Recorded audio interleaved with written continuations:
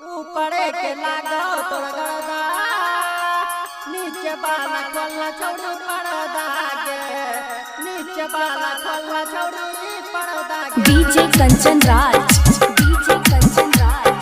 हाजीपुर वैशाली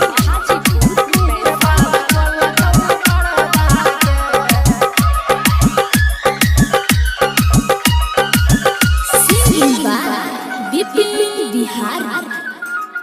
ऊपर के लगाओ तोर गरदा नीचे वाला खोलना छोड़ू पर्दा के नीचे वाला खोलना छोड़ू पर्दा के सब चौरा देख कड़ा पागल भेल छो केकड़ा बनैबे तो मरदा के। ऊपर के लगाओ तोर गरदा नीचे वाला खोलना छोड़ू पर्दा के नीचे वाला खोलना छोड़ू पर्दा के। सब चौरा देख कड़ा पागल भेल छो केकड़ा बनैबे तो मरदा के।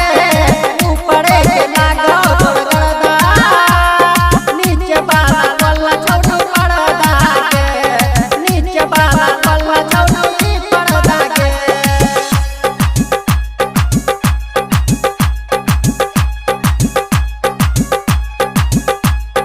डीजे कंचन राज हाजीपुर वैशाली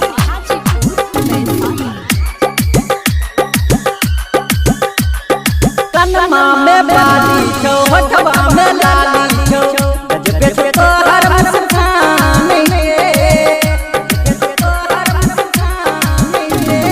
कनमा में बाली छो होठवा में लाली छो गजबे छो तोहर मुस्कान के। जखनी तो मुंगी गजे कई छौ सब छौरा जाई छौ मान के। पूरा रे हमर सरधा नीचे वाला खोलना छोड़ू पर्दा के ऊपर वाला लागो तोर गरदा के। ऊपर के लगाओ तोर गरदा नीचे वाला खोलना छोड़ू पर्दा के नीचे वाला खोलना छोड़ू पर्दा के।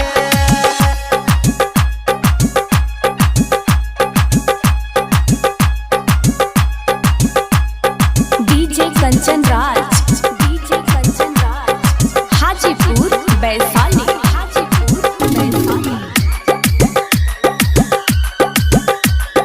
चढ़ल जवानी छौ उमकल बदनिया छौ गजबे छौ तोहर समान के गजबे छौ तोहर समान के।